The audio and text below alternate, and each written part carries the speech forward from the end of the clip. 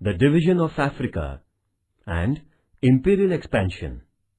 The imperial expansion in the African continent by the European nations is supposed to be one of the significant events in the history of the world. By 1870, England had set up colonies in the coastal regions of Cape, Natal, Lagos, Gold Coast, and Zambia. France had colonized Algeria, French Guiana, Ivory Coast, whereas Portugal brought under its control Mozambique and Angola. The status of becoming the first colonizer in the African continent went to Belgium by establishing its colony in Africa in the second half of the 19th century. King Leopold of Belgium erected a colony in the Congo River Basin. England, Germany, France, Italy, Spain, Portugal, and Holland had their colonies in Africa, after Belgium had colonized African region. The effects of imperialism. Modern imperialism, forcing supremacy over weaker nations, had constructive and destructive effects in modern times. A. The constructive effects of imperialism. First, physical reformations. The European nations had to bring in some reformations for maintaining a control of the colonies. These reformations consisted in making of roads for quick military movement and internal transportation, railway, post, telegraph, aeroplanes, canals, etc. As the colonizers stood to gain these facilities, it also helped local people, creating a kind of interaction among people. Second, spread of education. For the sake of prosperous business, propagation of Christianity, and humanitarian interests, education was given a boost. Consequently, the colonies came under the impact of Western education. Instead of importing educated people from the native places, the colonizers began to educate the local people for raising qualified manpower necessary in assisting administration. Third, intellectual change. There began an intellectual exchange among the people belonging to different parts of the world. The people of the colonies were brought abreast of the Western thoughts of their colonizers. They got acquainted with the innovative ideas, technology, science, philosophy, literature, law, and politics. Colonization also introduced the people to the principles of liberty, equality, and fraternity, and the philosophies of nationalism, socialism, communism, and democracy. The progressive mindset was created by uprooting ignorance and blind faith by social and religious reformers. Fourth, national integrity. The imperial nations brought various parts of the colonies under one region. This centralized governing system integrated the colonies. Before the imperial reign, most of the colonies were divided and governed by various rulers.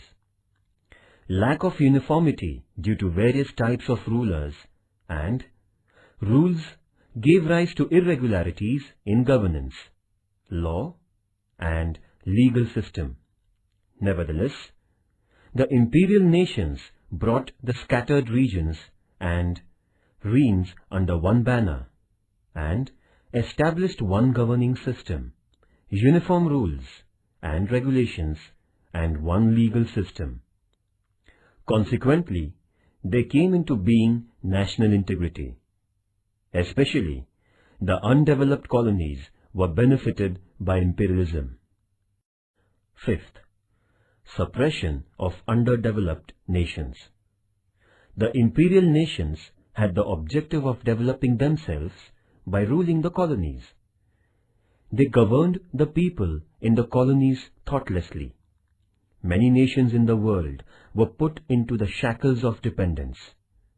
The nations which had lost independence were made to undertake a long drawn-out struggle for freedom. Sixth, armament race.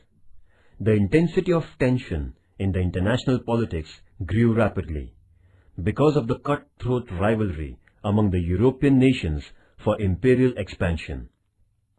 Every European nation braced up its military for ensuring security, which gave rise to the arms race. The imperial nations grew suspicious of one another. There rose an unabated desire for ruling other nations. The small-scale struggles gradually magnified into intense conflicts like the First World War, which eventually broke out in the year 1914. B. The destructive effects of imperialism. First, trade of slaves. The imperial nations ill-treated the people of the colonies. They began the ghastly practice of buying and selling slaves for getting laborers at cheaper prices. Second, decline of values. In order to maintain the reign, the imperial nations adopted the policy of divide and rule. They deliberately sowed a sense of hostility among social groups. There witnessed a degradation of morality in the colonies due to enmity, violence, selfishness, and indulgence among the people. Thus, the atmosphere in the colonies were polluted by the colonizers. Third, economic exploitation. The European nations had been vying with one another for procuring the raw materials and capturing markets for their products. They found the undeveloped nations to be a source of raw materials and potential markets.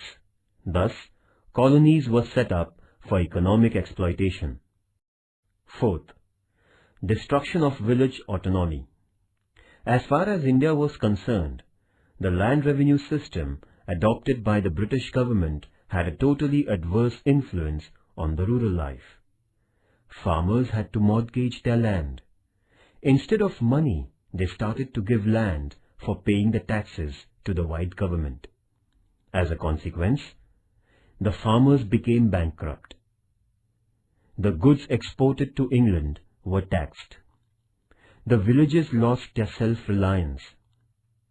Indian industries were closed down, making workers jobless.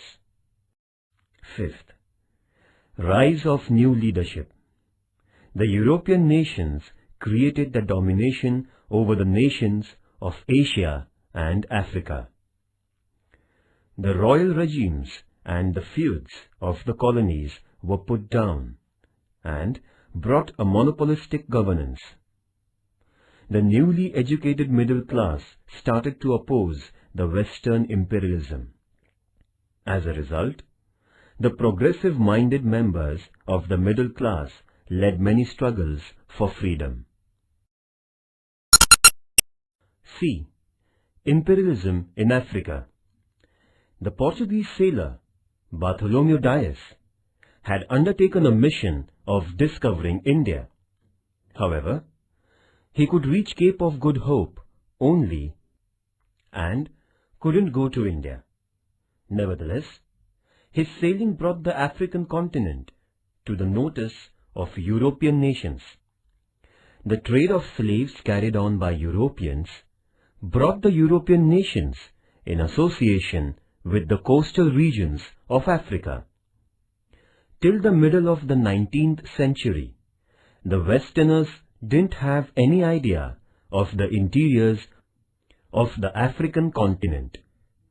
Africa had dense forests, big lakes, perennial rivers, and large tracts of deserts.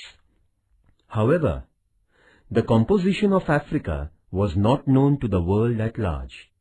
Hence, it was called the unknown or dark continent until the 18th century.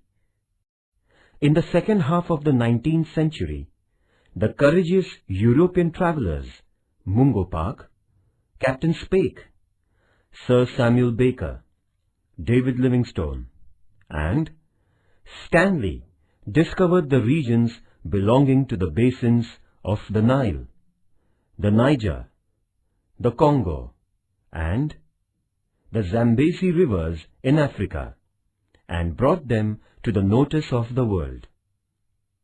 The book written by Stanley, an American journalist, created among the European people a kind of attraction towards Africa. It gave rise to the public opinion favoring colonization of regions in the African continent. European nations began the competition for capturing the best regions of Africa. The travelogue by Stanley woke up a curiosity in the European people regarding Africa. England. England set up its colonies in the Niger River basin of Africa. In addition, England held its domination of Cape Colony, Sudan, Uganda, Rhodesia, East Africa, Zambia, Nigeria, etc. England took possession of Egypt under the pretext of the security of the Suez Canal. Dutch. The Dutch set up colonies in Cape Colony, Natal, Orange Free State, and Transvaal. France. The French began to move up the Senegal basin. It went on to capture the Sahara Desert, Algeria, French Congo, Madagascar Island, and Morocco. Germany. Germany colonized the Southwest Africa, Cameroon, and the East African regions. Spain. Rio de Oro region, north of Morocco, and some areas in Guinea coast were colonized by Spain. Portugal. The Portuguese dominated the eastern regions, Angola region, and Mozambique. Italy. Italy captured Eritrea, Somaliland, Tripoli, and Cyrenaica regions in Africa. Bearing Ethiopia and Liberia, the entire African continent was colonized by the European nations. The African nations remained under the foreign rule for years to come. The European nations exploited these nations in various ways and grew richer. The Berlin Conference. The European nations held a conference at Berlin in 1884. The conference, which was held between 1884 and 1885, agreed to a principle of effective possession. It gave consent to King Leopold's possession of the region in Congo and passed a set of directives for the division of the African regions.